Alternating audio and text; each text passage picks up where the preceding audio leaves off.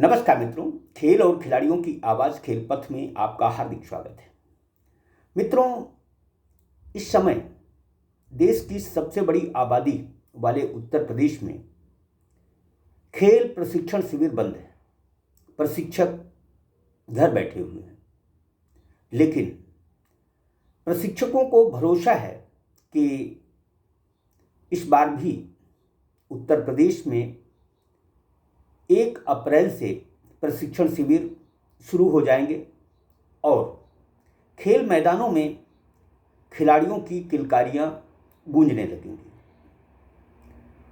उत्तर प्रदेश के प्रशिक्षक इस भरोसे में भी हैं कि जिस आउटसोर्सिंग कंपनी ने उन्हें अभी तक 2 माह का मानदेय नहीं दिया है, वह मानदेय भी मिल जाएगा। मानदेय मिलना भी चाहिए। होली जैसे महत्वपूर्ण त्यौहार में प्रशिक्षकों को मानदेय न मिलने से उन्हें आर्थिक परेशानी का सामना करना पड़ा।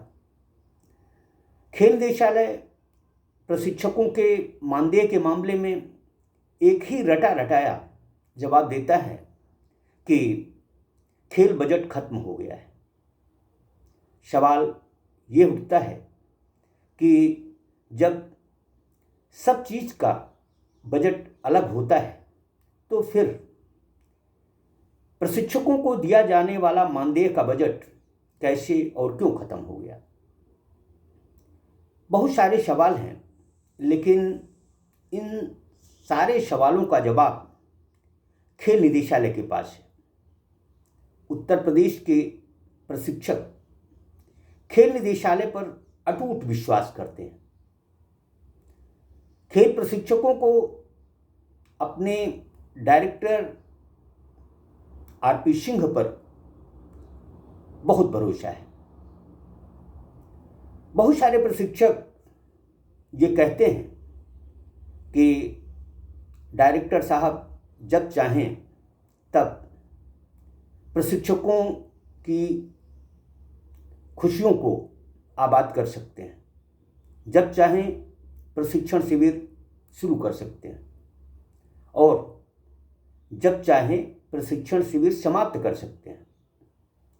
जी हाँ, प्रशिक्षकों का यह विश्वास अपने खेल निदेशक पर जिस तरह का है, क्या खेल निदेशक को भी अपने प्रशिक्षकों पर इसी तरह का विश्वास है?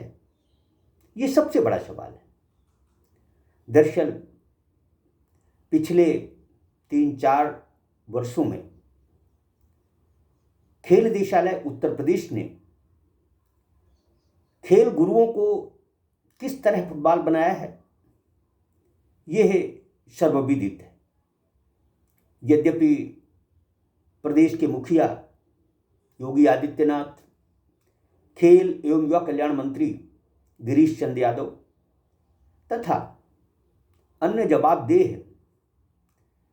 यह कहते नहीं अगाते कि उत्तर प्रदेश में खेलों के नाम पर सब कुछ अच्छा चल रहा है।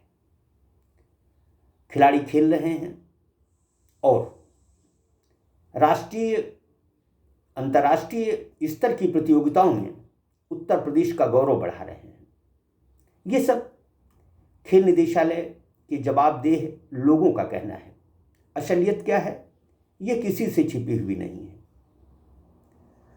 उत्तर प्रदेश एक ऐसा राज्य है जहां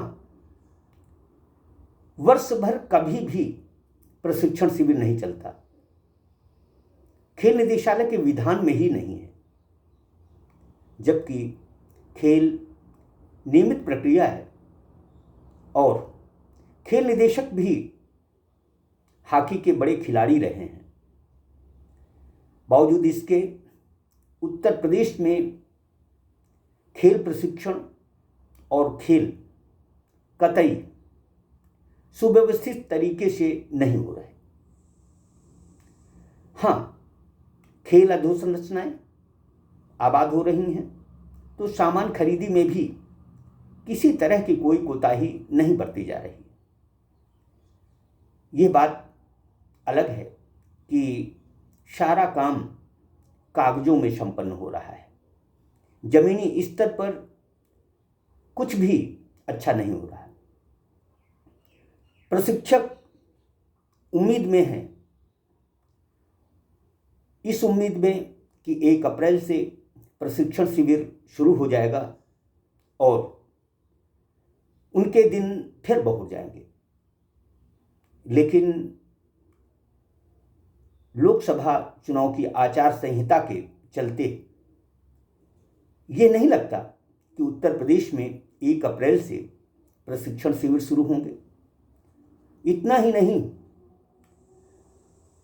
खेल निदेशालय 2 माह के बचे हुए मानदेय पर जिस तरह की नानुकुर कर रहा है, उसे देखते हुए खेल प्रशिक्षकों को उस कंपनी के खिलाफ बिगुल फूंकना चाहिए जिसने उसका 2 माह का मानदेय अभी तक नहीं दिया है।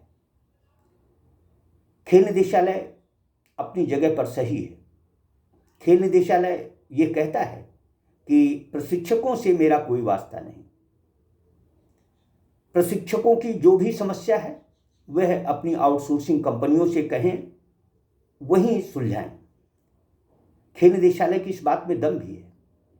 दरअसल आउटसोर्सिंग से नियुक्त प्रशिक्षकों को अपने मानदेय की मांग संबंधित आउटसोर्सिंग कंपनी के पदाधिकारियों से ही करनी चाहिए।